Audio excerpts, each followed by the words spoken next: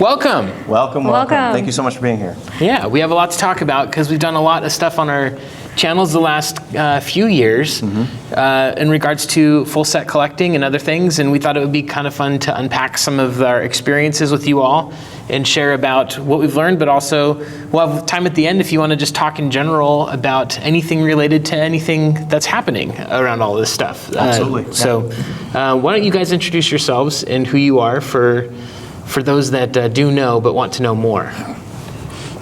Ladies first. I'm Elisa. It's like we do this in our videos or something. Yeah, you guys start first. I'm Dan. I'm Dan. I'm Elisa. And this is our JRPG Live. Oh, that was good. I'm Mort of Mort's Garage, and we're excited to be here. Which year is this for Game On for you two? I think this is our fifth. Fourth or fifth? Fourth or fifth. We're not sure. We know we came in 2018. Definitely 2018. So that was 6 years ago. Okay. 7 years ago. Math is hard. That was 7 years ago. 2018 was 7 years ago, everybody. Oh, boy. Anyways.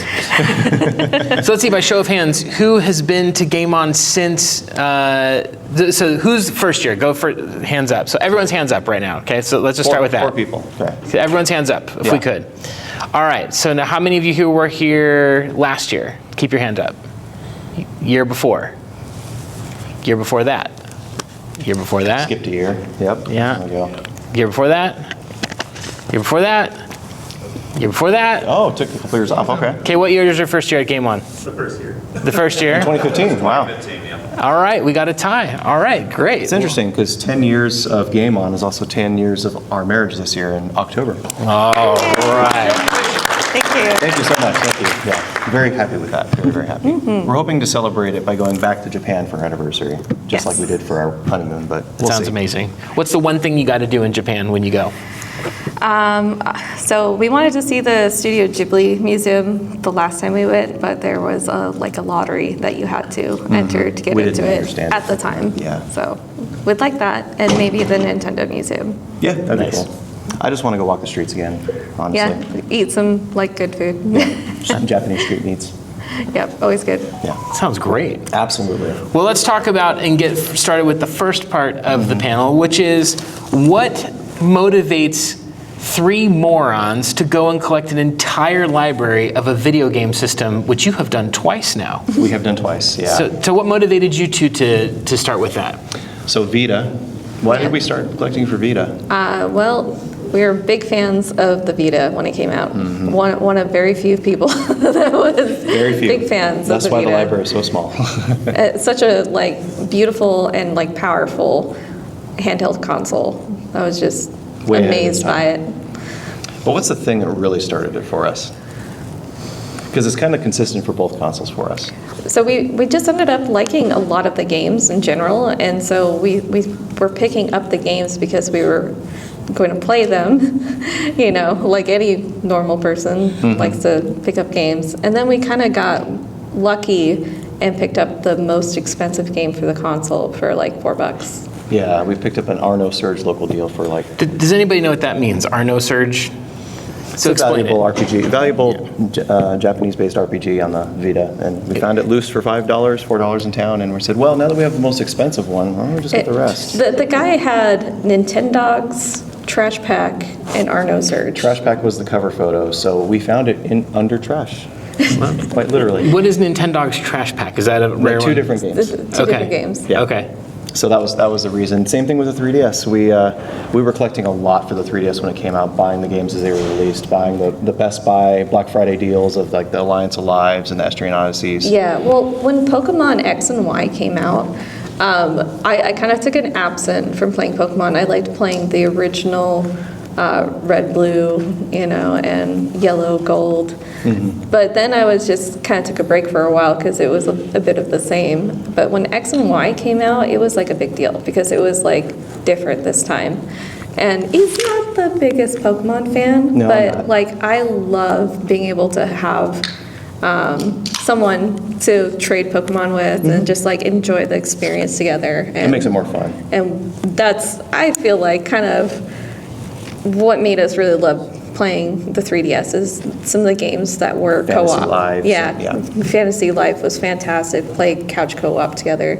And then we picked up Yokai Watch 3 physically for like $50. And we said, well, we have one of the most rare ones now, so we might as well just get the rest. Yeah, like I quite love Yokai Watch too. It's just fun and silly, lighthearted. It's similar to Pokemon, of course, because it's like monster collecting, but it's just different, you know.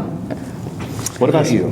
Before I tell you, raise your mic up just a little bit. Okay. Just so that it's closer to your voice. That would be good. Thank you. It's heavy, so it's it keeps it's coming down. sliding. Double-click, If yeah. I double click it. Okay. Cool. I was strange because still are. thank you. In college, In the most loving way. in college, I would go to like the local game store, or Target would regularly dump games off of the shelf in the bargain bin for $20. And so I would get like, Wipeout 64 or all these N64 games. And at the time early on, I loved the box artwork for whatever reason. Long story short, I end up seeing Pixel Game Squad, which at the time was Retro Liberty, online, and decided to get into this whole collecting scene and world, and had already amassed probably 40 or 50 complete in-box N64 games.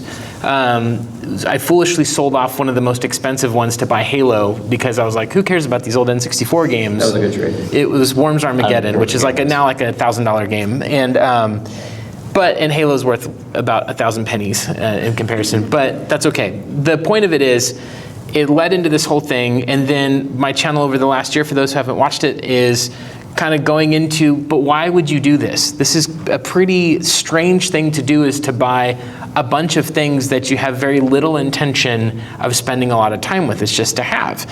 And it got me wondering about impulsiveness, addiction, but also I tend to sort of look at things from that lens just in general, based on my background, as opposed to, but you can also have fun with your life too.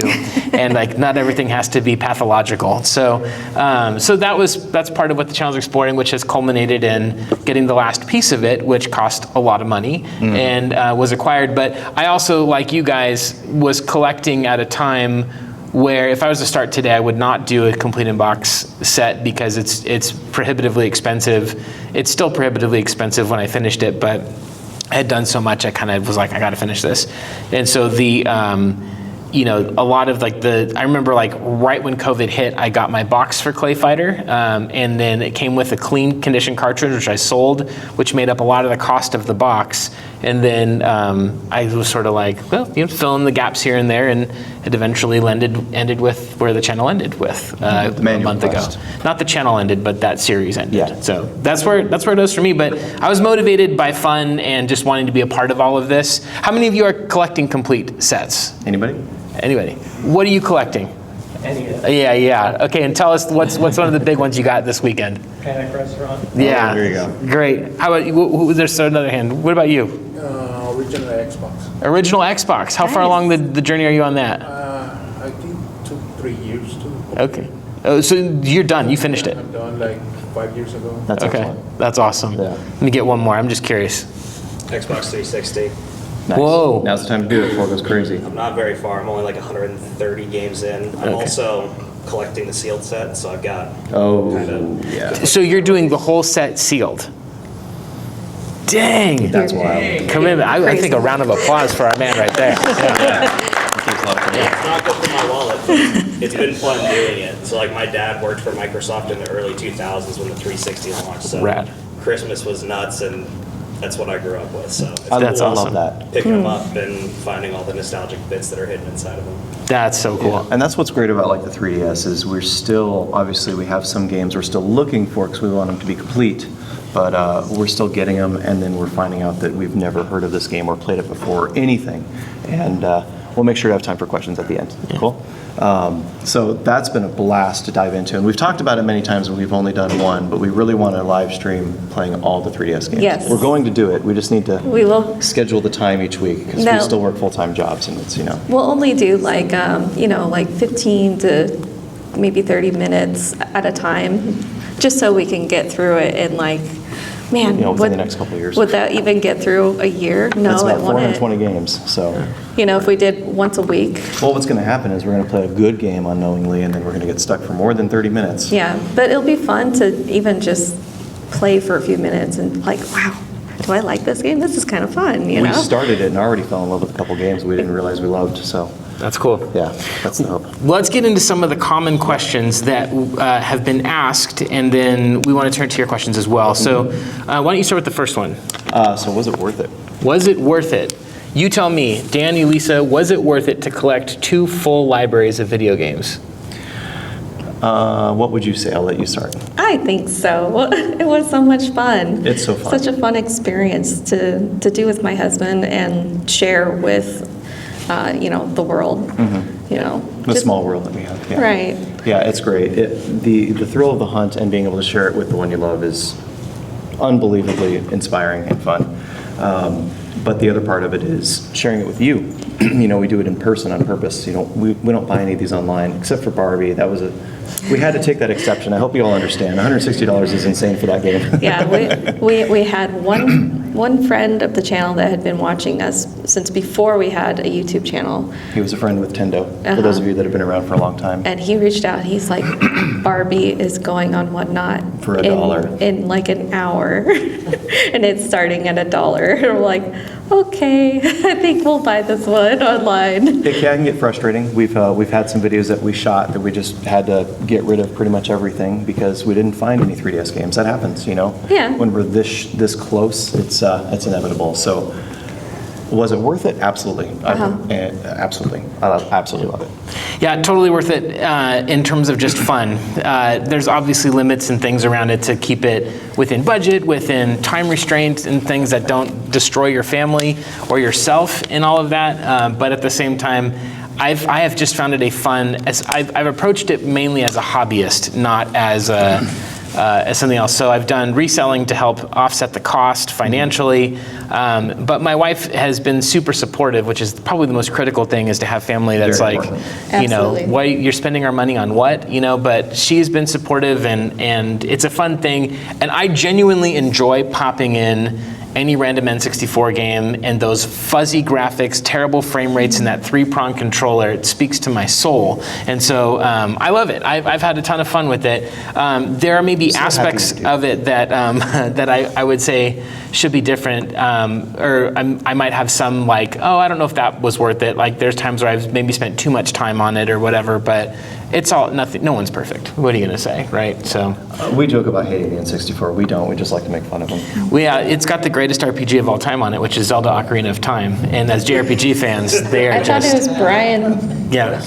But Brian's Quest. no, it's Quest Zelda's 64. not an RPG. Anyway. I heard that after Quest 64 came out, Square Enix delayed the next Final Fantasy just to make sure that it wasn't too impacted by that crater of amazingness. You know? Absolutely. Anyway, moving on from more truthful things. What else? What are some other things? Your next question. My next question is this: what were there any unintended consequences that came with this, positively or negatively? Things that were like, oh, I didn't expect that in one way or the other for the two of you. So you have a whole garage. We have a bedroom. We used to be downstairs in our living room, and that was invading our adult space. So we wanted to have the kid space upstairs. So we have the room, and the room is packed. We are out of room. Yeah, And the cost of time's whatever. We love the process of it, but the space is obnoxiously challenging and limiting, and that's the hardest unintended consequence. Well, I was thinking of the other one, and since we did 2 set collectings, and the Vita and the 3DS came out around the same time, we have stacks of games that aren't exactly the same game. There's about a dozen Lego games Oh my on each gosh. of them, and it's part of both sets. So You don't realize how many Lego games are in a system until you have to do it twice. And there's a lot. We even did a Lego short on Kaima, it. Chima, whatever it Oh, is. so many. Yeah. So many. What about you? What are the unintended consequences? Unintended consequences is maybe feeling a little bit like locked in, like to maybe some of those purchases. Like you knew that at some point you're gonna have to get Barbie. I knew at some point I was gonna get that manual, even though I was like insistent initially, I'm not gonna do it. But there's also been positively positive consequences that are unintended. I did not expect to be a part of this whole community in the way that I have, and that I think from making YouTube videos, I realized pretty quickly that if I just did game hunting videos, that would not be very different than the other channels making game hunting videos. And so I was trying to think of like, what's a thing that can attach that, and one half of that was video essays, and the other half of that was, let's put it towards the manual. Which you do great with. Your narrative is amazing. Thank you. I was not trying though to, I think it's cool to be surprised by the fun of all of this stuff, and that's something that was a really great thing. I think, in general, space is a big piece of it, and I also don't see myself selling the set anytime soon, but I can understand why some people would get to a full set and then be like, well, I don't want this full set anymore, even though it might have taken them however long. But I've also found that people who take the most amount of time to go for the full set tend to not get rid of it quickly. Well, that's because of one of the other unintended consequences of the having crappy games in your set. Yeah. There's a lot of those. Party being one of them. Yeah, I have played the Elmo games on N64, and I did learn my letters and numbers. Thank you very much. That's good. That's yeah, good. Yeah, which was great. But that would be one thing. Positive outcome. What about? I think the other unintended consequence is just having games that you're not going to play in your set. Right. I mean, I'm not going to play all 5 versions of Madden on the N64 or all of the different basketball games from Konami or that kind of a thing. Also, things like not expecting to spend a lot of money on a particular box or item that shouldn't be expensive, but it is. We were just with Metal Jesus Rocks last night, and he was talking about his PSP set, and one of the games that he had to get was a sports game that's just notoriously hard to find and expensive, and he was like, I'm spending this much money on a sports game or whatever. Game. Yeah, so I don't know. But there you go. Yeah, So, absolutely. yeah. They exist in all of the sets, which is wild. There's always that one, like the Guide Louvre. Yes. Like, I'm not going to play that. I'm not in France, but it's cool to have. Yeah, it is. There is a historical curation that comes with Absolutely. it. But at the same time, I also think it'll be interesting how long, all of those games, all those boxes, all those cartridges, everything deteriorates. And at some point, will it just be a bunch of empty nothing on your shelf? So. Yeah, we're already seeing in the news with things like Pokemon X and Y. I think it was either Sun and Moon. Some of those are deteriorating because of the mass production of them. Yes, there's something in the chip production that you check your games. Have any of you had any games that have deteriorated in your collection?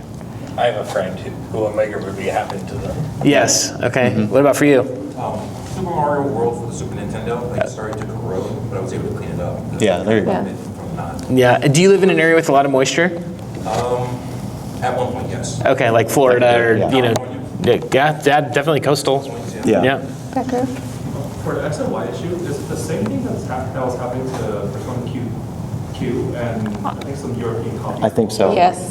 Yeah. Same issue. Yeah. It was due to a mass production failure. They printed too many, and some of them had a lower quality assurance of some sort. I think it was a batch issue. Yeah. I don't know specifically. I could only speculate. So, yeah. We have not had it happen to us yet. Yeah. We'll find out on our live streams. I've had random games that I've gone to play and it worked fine, the disc looks clean or the cartridge looks clean, and then I cannot get it to work for the life of me. And then we're hearing reports of major studios having old sets of DVDs and even Blu-rays that are deteriorating, and so it does call into question, why would you collect a bunch of something that may technically just be on the end of its life run? I don't know, but it still is the point. I think the point of it has always been, it's not about acquiring the stuff, it's about the stuff you do to get it, and that is coming to conventions and hanging out and finding like-minded people that like to talk about this stuff. Absolutely. So, yeah. Absolutely. So the next question is, what advice would you give somebody if they were going for a full set? The number one piece of advice that I would give people is just be patient. The worst thing, savor it. Let it be seasoning, as my friend Tri-Tip Tony would say, as opposed to just dunking it in the microwave and doing this over 30 seconds. I think there's something very satisfying about taking the time. You also enjoy the games a little bit more, or at least I would say for me, I've enjoyed the games going a little bit slower and along the way, as opposed to taking a bunch of I've had friends that will buy a whole set of, a friend of mine, they bought a full set of N64 in a few months, And then they got to the end of it and they're like, I'm going to sell it now. And I was like, okay, I mean, it's your money, it's your time, but Do what you want with it, yeah. but I think like just be patient. There's a lot of rewards in that. I had a therapist colleague of mine say something to the effect of me once. God, what did she say? It was something about patience that I don't remember. I wasn't listening, but it was very, very important. So, yeah. What about for you? I think that's funny you mentioned that. We talked already about doing full sets. Pick different generations if you are going to do multiple. That's a big deal. We almost started with Wii U and realized that the Lego sets are there again. Like, We're not going to do that. I mean, the nice thing about Wii U is that it is a smaller set, which is appealing. But I think what's even more important is like if you're going to do a set collect something that's cheap right now. Like the Xbox 360 is starting to go up. Like your Windows escaping a little bit. Yeah. But like PS4. Prime time PS3 right now, is yeah. probably still pretty good prime time since we're on the PS5, and It might go lower right now. Yeah. even the Nintendo Switch with the Switch 2, we might see those drop a little bit. Yeah. So But those libraries are massive. yes, they are Huge. Yeah. Like I wouldn't want anyone to try to collect 2,000 PS2 Probably more games than or that. whatever. Oh my goodness. Yeah. Well, and it's funny, you mentioned about be patient. Our biggest thing is just don't do it online. I mean, if you really want to just spend 15 grand really quick, go for it. That's all you. But That doesn't sound like fun. it doesn't sound like anyways. fun. I don't think it'd Yeah. be fun for you guys to watch if we did that. So we've created the handicap on purpose. Yeah. And it's been more fun for us, especially when we do. Oh man, let me just say we found some cool stuff at this expo already that we were super excited about. Like we have gotten messages online like, hey, Yeah. my store has this, can I buy it for you and you pay me back and I'll ship it out. And it's like, that's very cool. Very, very appreciative. We love that. But it's definitely a better experience for us in the hunt and, of course, content. Yeah, exactly. We need to get something. We are not the type of people, Mort is the opposite. We are not ahead. Like, what we're recording during the expo will be next weekend's video. Surprise! Yeah, we are not ahead. I mean, we do take the expos as an opportunity to film as many videos as possible. So Yeah. we'll have like maybe a month ahead of the backlog. No more than that, though. But Yeah. I have fallen way behind, but It's mostly on the editing, not in the content. yeah, I have like 10 videos I'm sitting on right now, which is I'm jealous. great. Yeah, thank you. Yeah. There is one final unintended consequence. There is, and that is that it ends. At some point, you get to the end of a full set. And when you get to the end of a full set, the what now question is interesting because I think it also, I think, opens up something internally, which is what's the why that you've been doing this for? And I think for me, when I think of this sort of compulsive element of it that can be a part of it, sometimes going for full sets of stuff, not everybody, I'm just being very general here, I think sometimes you realize that it's helping you to process or deal with something that might be slightly out of your awareness. So, if you go through something painful, you want to deal with that pain. And a lot of times getting into the nostalgia is because we're trying to work through something from something in our life that is there. And so maybe for some of us that's collecting full sets of video games, maybe for some of us that's getting into other things, and not to, again, pathologize everything, but just It's for okay, we love you for doing that. Thank you, but just the sweater's coming in handy right now. The purpose of it is just to think about I think a lot of behavior in general is motivated by things we're not totally aware of. And sometimes when you have to stop because you've reached a goal, it sort of leaves some room and some space to go, oh, okay, what is this about for me? And that's one thing I'm kind of grappling with right now personally is going, man, I want to keep going, but do I really want to get every console now complete in box? Do I really want to get every controller box? Do I want to get all the variants and all that stuff? And it's like, I guess, but I mean, yeah, but I don't. So I don't want to go for another full set. I've thought about going for Dreamcast, but there's not really a good reason to at this point in my life. So I kind of am low-key grieving that it's over. I kind of wish I was in the middle of it right now because it's done. And I think that also speaks to how fun it's been, to be doing this. So, but I mean, again, I want to be really clear. I'm not saying that if you collect full sets, it's because you're dealing with trauma. But at the same time, I do want to say, taking time to self-examine or examine with someone sort of what motivates you to do what you do is always beneficial and helps us be healthier and better, and that's always a good thing. I think there's a lot too that I didn't grow up with a lot of money. You know, we had me with a Super Nintendo and Super Mario World. That's all I got for like maybe 6 months. You know, maybe get one more game. So now being adults with, you know, full-time jobs, we're like, no, we can buy a game now every once in a while, and it feels good. So there's a lot of catharsis in that. You're not kidding. Yeah, for sure. Absolutely. But from the pure joy part of it, I do just like, I walk by these booths and I see some of these games and I'm like, maybe I could upgrade my copy. Or the other day where there's a sealed game and I was like, Dan, should I get this? And he looked at me and goes, no. It's just insane. Yeah, so. Well, but I just say no to anything on 64. Yeah.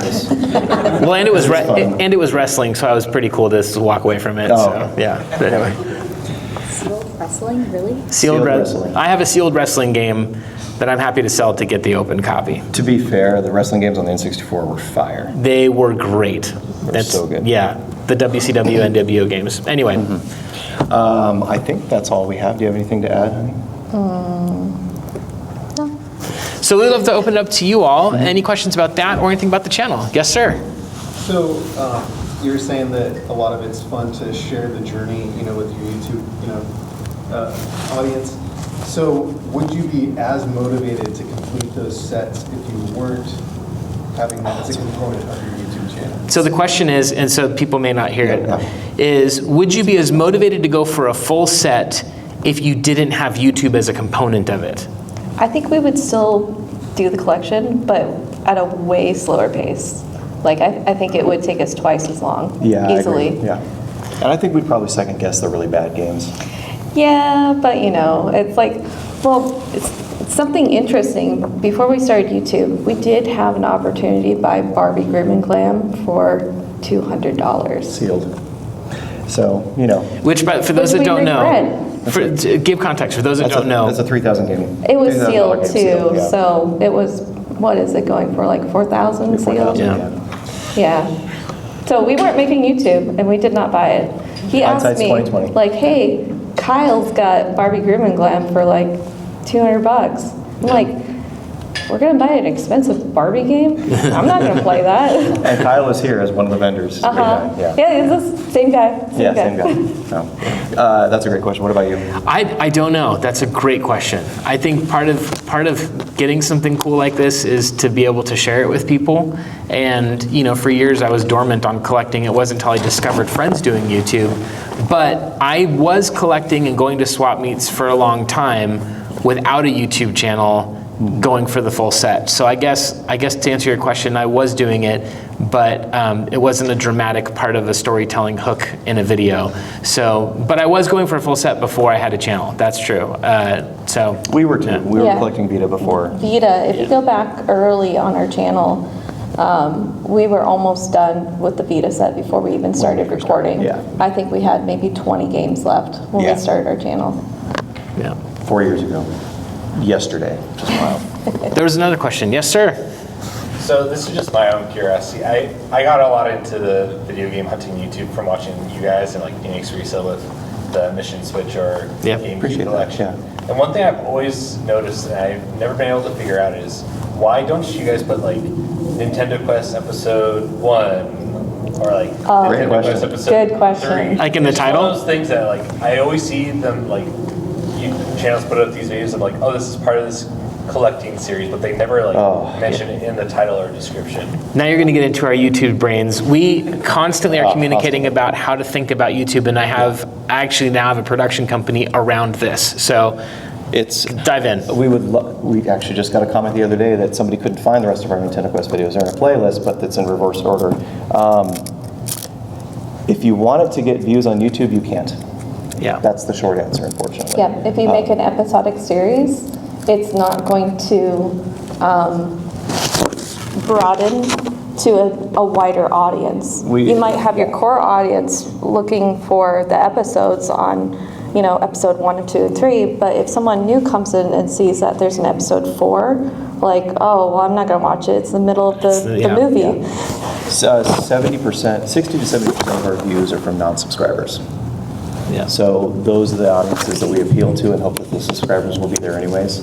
And that's kind of how you manage the algorithm. Generally, for a game hunting video, if I may, making a game hunting video just as a game hunting video isn't enough for YouTube. There has to be a really provocative narrative behind it. And that's the narrative we try to dive into. Yeah. And sometimes we stumble on them, sometimes we plan for them. Most of the time we stumble on them. Yeah, I think audience behavior is different per platform. So when I'm on Netflix, I want to watch an episode of something. When I'm on YouTube, there's just a different mentality. I could click over to the 30 videos on the right side of my screen at any time. And so I'm always thinking of what will help people who already like the channel be happy with what's there, but also I hope that more people will check it out as well. And so if I say episode something, there's so much text only that can be included in that thumbnail. And if I take it up with words like episode whatever it might be, I want something else to be there, which is why you have to lean into people, who are like, my brutal journey to whatever and stuff. A little hyperbole. I mean, nothing's brutal about collecting video games except for like your bank account for in some instances. But at the same time, it still is like, well, in a metaphorical way, it's a little brutal. Absolutely. Whatever. So that's a great question. So yeah, that's a really good. That is exactly just playing the YouTube algorithm. Yeah. If we made a video called "We Went Game Hunting," That would be every episode. that would be every episode. Husband and wife Yeah. buy video games. And the same thing goes for thumbnails. We've made some really favorite thumbnails that are not going to get clicks at all. Yours would be married couple goes game hunting. Mine would be pretentious guy in sweater talks about video games. N64 snob. N64 haters go buy more video games. There you go. Great question. Any other questions?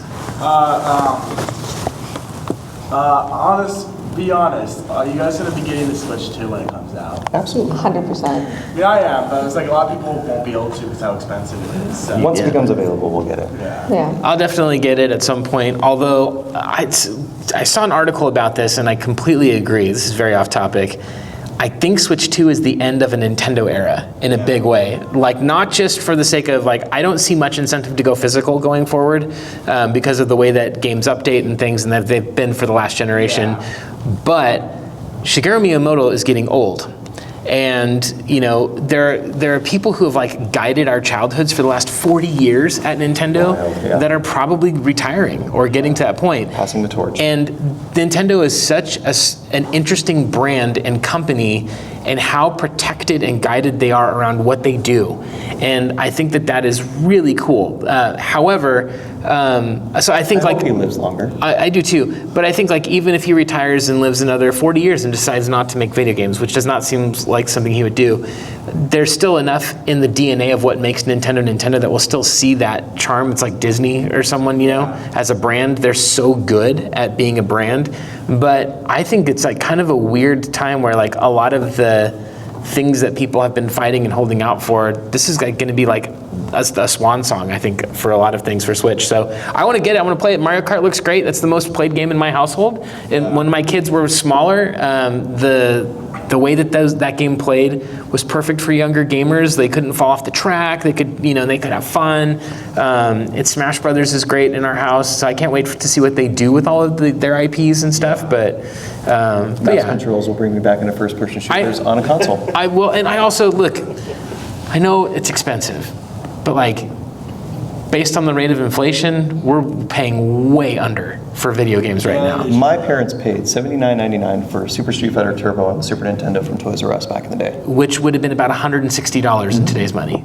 Which, just think about that for a minute. And so when people are like, it's not $50, it's, whatever, I get it. But at the same time, I kind of, like, realistically, there's also a team of 400 people that probably made making the newest Elden Ring game. It's going to cost us some money. So I'm good with that. So I'm going to piggyback off of that. So there's rumors that GTA 6, when it comes out, is going to be at that $150, $160 price tag. Yep. I think that will be the start of games trending towards a higher dollar amount. Doubling the price seems quite a leap. I could see GTA 6 not being physical at all, but being subscription. And you pay a monthly to pay the game. I could see it kind of trying to take a cell phone model to that so that they could eke out as much money as they could. They would print money. Yeah, 100%. Everyone's going to want to play it. So. What other questions? Yes, sir. Have you calculated in your journeys how much you spent on each of your? It's a great question.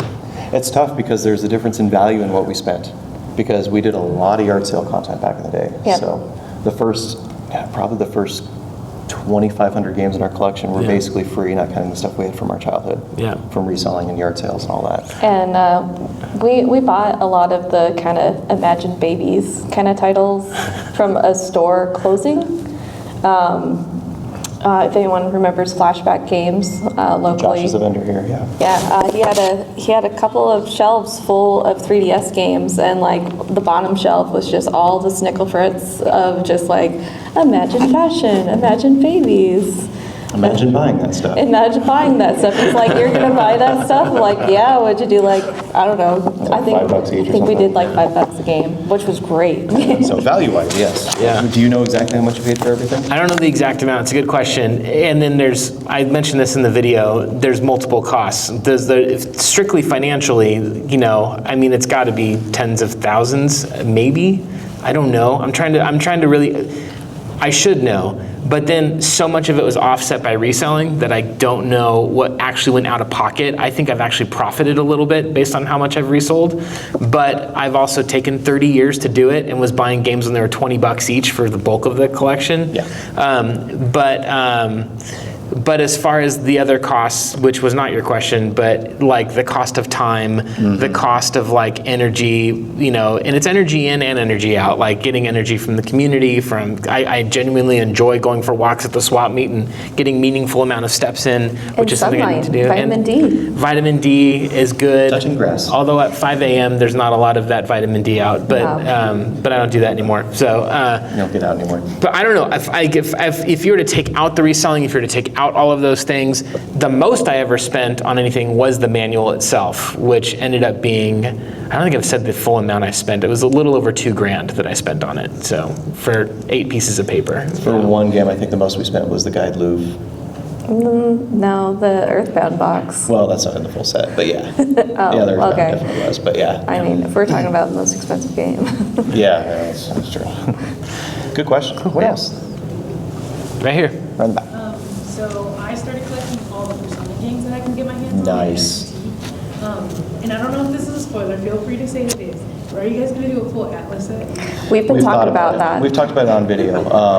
The question is, for those of you watching at home, is subset collecting, are you going to go for a full Atlas set? We've of games? considered it. The working design set has kind of inspired us, because we already have, except for Crusader of Senti, my goodness, we have pretty much all the good Atlas games. Yeah, we have all the Persona games. And SMT. And SMT games.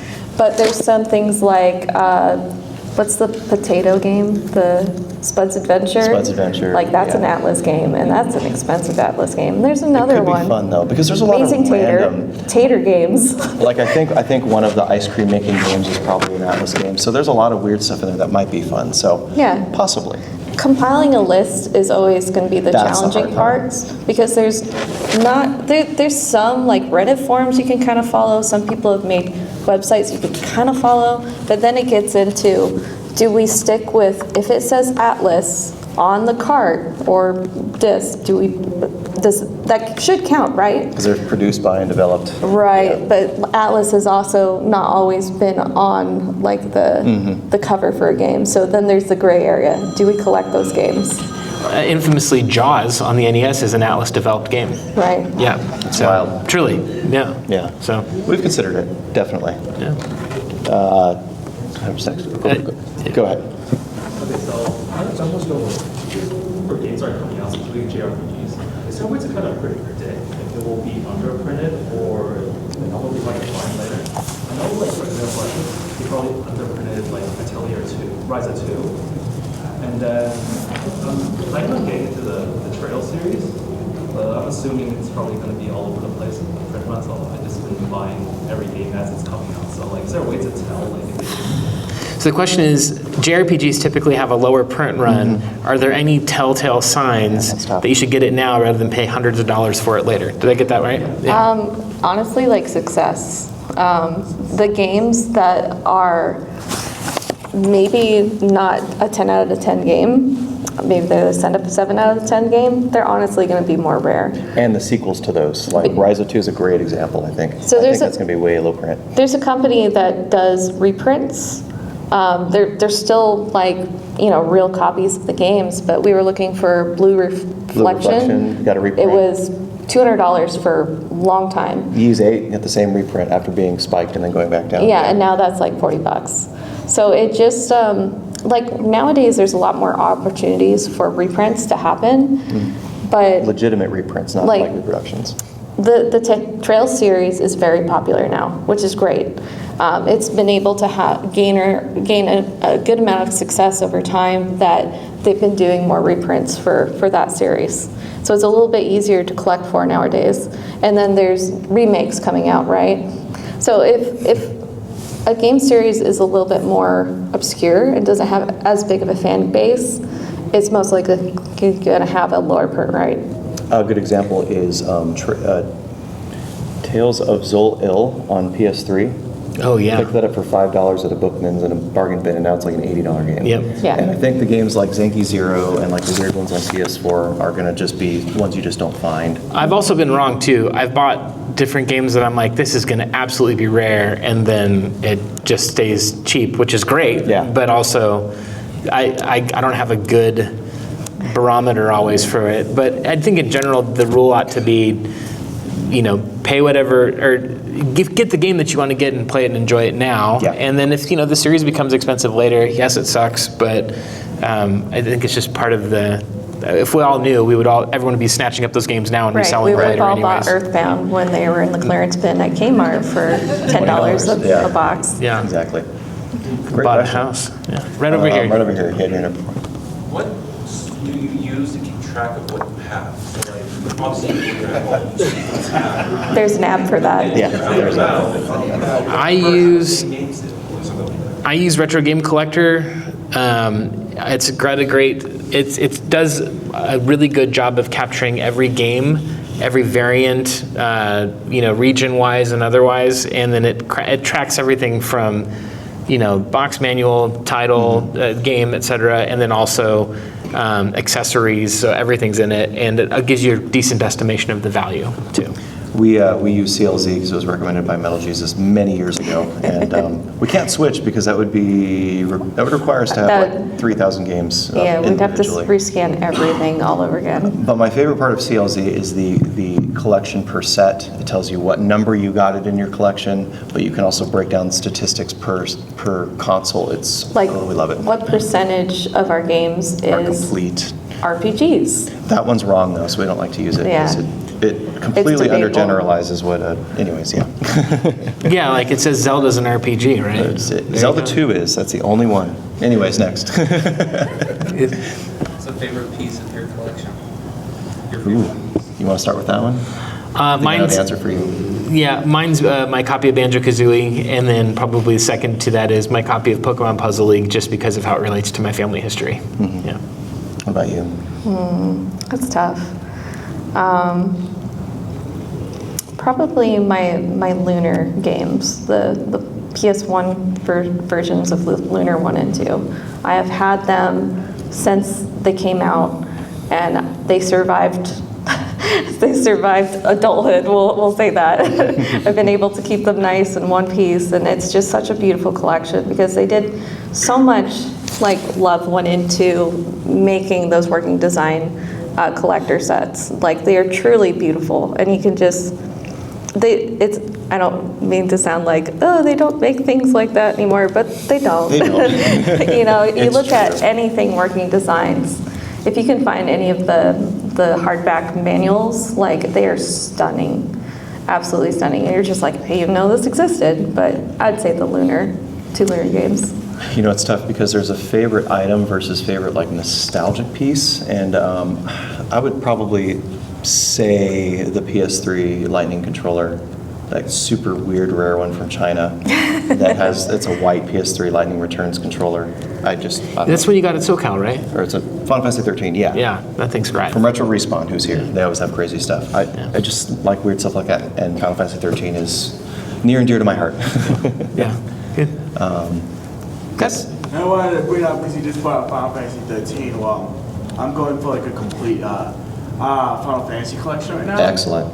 And it's kind of funny, like the Final Fantasy 13 is kind of sad to collect for, because the Xbox and PC versions have both been really horrible. Yeah, like they have like horrible audio It's like 7 glitches, discs. and so. But the PS3 versions of the original console versions are pretty good. Well, Mm-hmm. they don't have any issues really. And those games are only like $15 each. So you can get great. the whole trilogy for under $50. It's on Steam too, and I hope Yeah. they re-release it for the Switch so I can play it again. Yeah, good. We got time for 1 or 2 more questions. Any others? Yeah. Go for it, whichever. Okay. Yeah, so I'm not too familiar with like the limited run game stuff. I just jumped in because I saw they're making a physical version of Persona 4 Golden on Switch. Mm-hmm. But I'm not sure if there's only the collector's edition or the physical, but I think they might be doing something with the Rido remaster or something. Yeah. So for limited run games, right? Is it one of those things where if you want it, you should probably just get it instead of waiting? Absolutely. So the question is, for limited run games, should you get it, or will you pay dearly for that later? The answer with that kind of thing, it's always, unfortunately, you will usually pay dearly for it later. I don't see any of those games ever go down in value. I do. I do? see some stuff come up really high and expensive, and then other stuff will just, you're lucky if you can get rid of it. Okay, yeah, that makes It depends if the licensing gets picked up by another distributor. Mm-hmm. So like when Limited Run prints out a set of games, they don't own the license to that game. Like another company can go in and say, hey, I would like to also print out Persona 4 Golden, for example. And they can do that. And that will make the price of, both of them be lower than if it was only Limited Run. We love vinyl, right? Video game vinyl. Who else collects video game vinyl? It's kind of a unique, random thing, right? A great example. Limited Run makes a lot of vinyl, but Fangamer also makes they make Persona and like Atlas branded vinyl too. So it's interesting to get the dichotomy of both and just unfortunately buy both. But at least pick one, Yeah. So we're not experts on like Limited Run. We just buy to something cement your sometimes. question, if you do see something, we're not like sponsored by Limited Run or anything. If they did, that would be cool. But yeah, if there's something on Limited Run that you're a little bit sure that you might like the game, like just go ahead and order it, because the likelihood is that they probably won't get a reprint, but no one knows the future. Absolutely. I would just order it, and yes, it will not show up on your doorstep for like 2 years. Yeah, and you'll be like, oh, Magical Quest Girls. What did I order? What was this? High school? But then it's something? exciting. That's a game? It's a surprise. Yeah, well, it's kind of like Christmas, but But you paid for it. but yeah, you paid for it. Like I forgot that I ordered the Persona 3 portable big briefcase with the Invoker in it. It took, I kid you not, 2 years. Like I couldn't find the email on it. I just thought I didn't pre-order it. And then I finally got an email like, oh, we're shipping this. I'm like, yay! It was very exciting. So now we have a gun in our room. It's only half.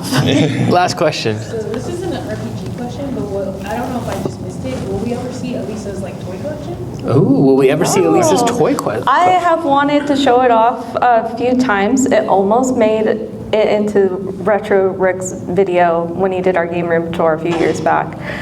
But I kind of debated on whether or not I should start like Elisa's like toy collection or like Elisa toy hunts or something, JRPG wife toy hunts, but it probably won't be a JRPG life video because it would tank our channel, Yeah, that's not our honestly. slice of the pie. Yeah. We not trying to plug our Patreon, but we do have a Patreon and we do post videos that are a little less channel centric, and I do some like toy pickups, and I'll show off my Gem and the Hologram stuff or Monster High or She-Ra or Exo Squad.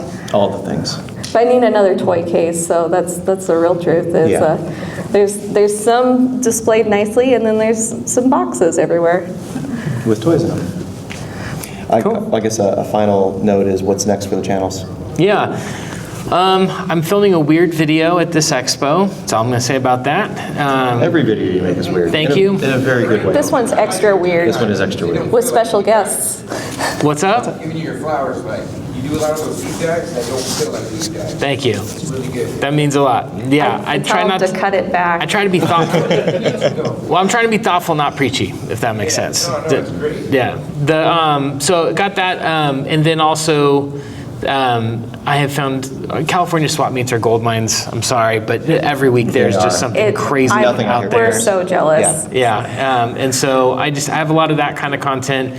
I have a video with some messaging in it that I'm gonna see if it actually comes across the way I want it to, because it might come off a little bit preachy, but kind of digging into why games are expensive and essentially asking us to take responsibility as individuals for fueling demand, not just resellers and YouTubers. So, yeah.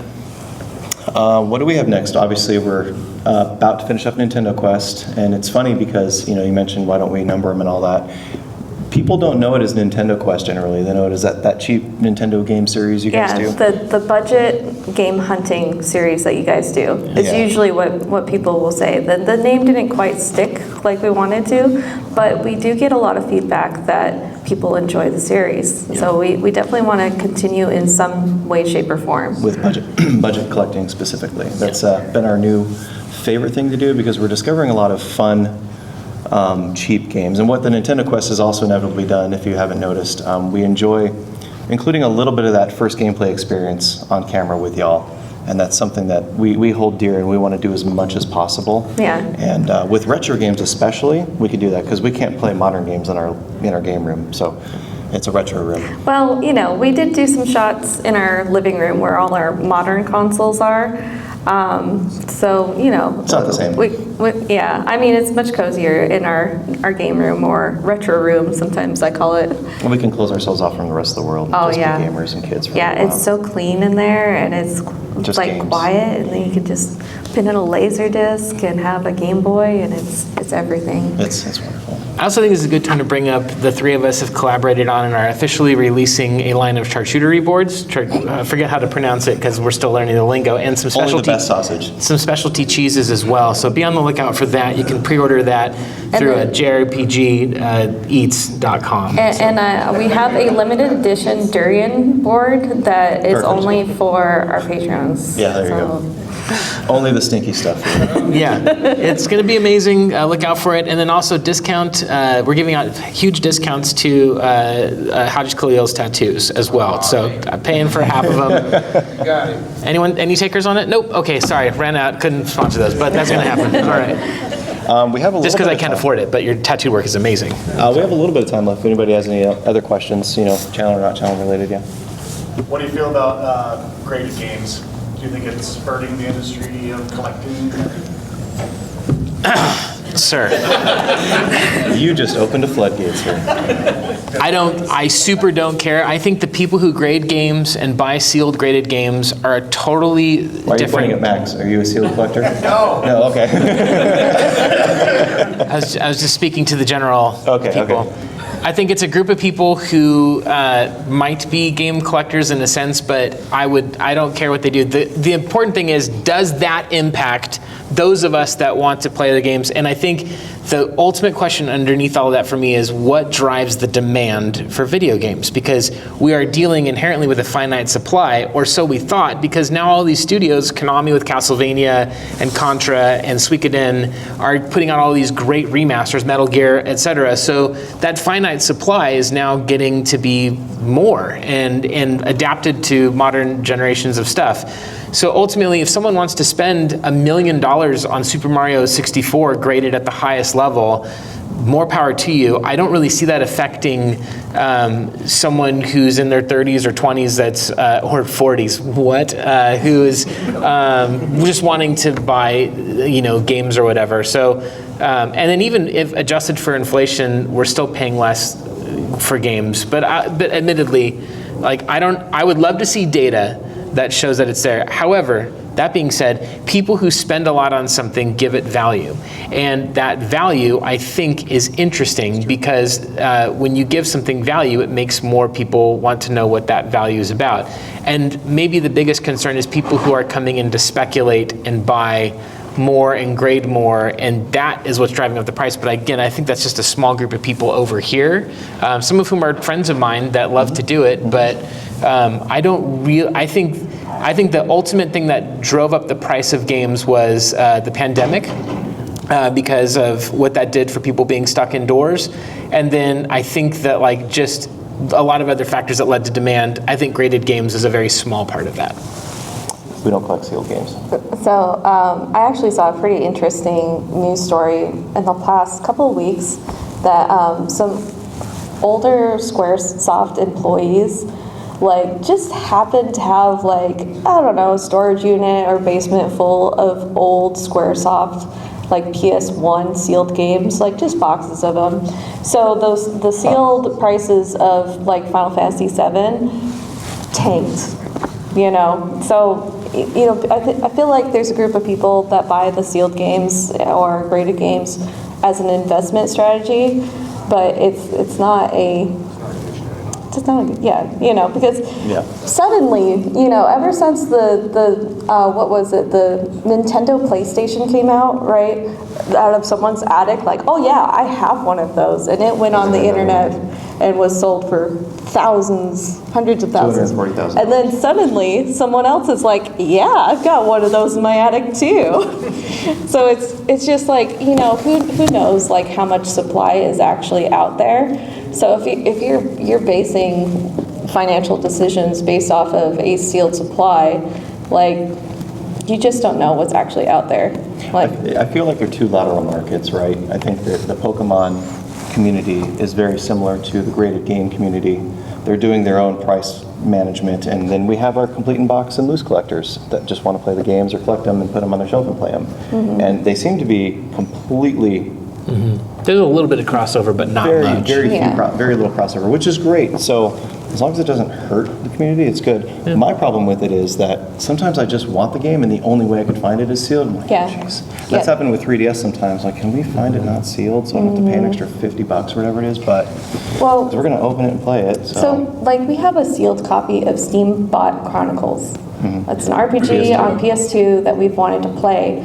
And the only copy we ever found of it was a sealed copy for $100. And so we haven't played the game because it's sealed, and we're like, do we destroy this like museum piece, you know, kind of we hate having ideology of like, or do we just rip it open and play it? We'll make a short about opening all these expensive games and playing them. Yeah, we have opened some Dreamcast games, but they're like inexpensive puzzle games. But we have Illbleed sealed, and we want to play that. But it's sealed. Cool video. It would be a good video. With 15 angles. There you go. Yes, exactly. Go ahead. If we have time, I was one more. my 2 cents being that I collect sealed. I'm clumsy, and my games move around a lot more than most people. I just like the case. Oh, that makes sense. If it's a game that I really care about, I don't grade all my sealed games, but if it's a game I care about, like Need for Speed Most Wanted 2005, absolutely, just to have it in the case, and then if I accidentally knock it off, I know that it's not going to damage the seal or something. Well, like it's an art piece for you. Yeah, all the Halo games. My copy of Wii Fit Plus, that's a 9.4. Traded at WCW. That's wild. That's a little Wait, you graded a Wii Fit? No, I got one in the trade for a complete inbox. Okay, I'm still impressed. That's amazing. Our friend But at the same one time, of those. like, what if it? Yeah, I think if you're happy and everything, ultimately, more power to you. If you like sealed games, pass judgment. If you want them in plastic, go nuts. Awesome. Well, thank you guys all so for being much here. for being here. Appreciate it. One more question in the back. Oh. We were outside for like 5 minutes. Oh no. And I know we asked last night, but just real quick, I might have missed you already answering this. If I did, I'm sorry. Could you guys go through your favorite game of all time? Favorite game of all time? We can do that really quick. Yeah. Okay. All right. Let's start here. Ladies first. I always go with this one. It's my solid answer, Secret of Mana on Super Nintendo. Co-op, couch co-op with my 2 older brothers was some of the best memories of my childhood. it's kind of cliche, I'm sorry, but it's probably still Earthbound. Earthbound, yeah. It's probably still Earthbound. Super Puzzle Fighter 2 Turbo. Great choice. That's how I'm going with. Great choice. Best multiplayer game of all time. Just saying. I have to share the story. In college, we played this game so much. A friend of mine was like, I was talking to my girlfriend, and in my eyes, I was like solving puzzle pieces as they were coming down. And he's like, that's when I knew I cannot play anymore. And I was like, That was my organic chemistry class. Yeah. yeah. Watching the molecules like connect together in my head before a test. Yeah. But thank you all so Thank you much. so Great much. to be here with you all. Appreciate Thank you. We do have some pins. If you like pins, we have shirts for sale. And yeah. Cool.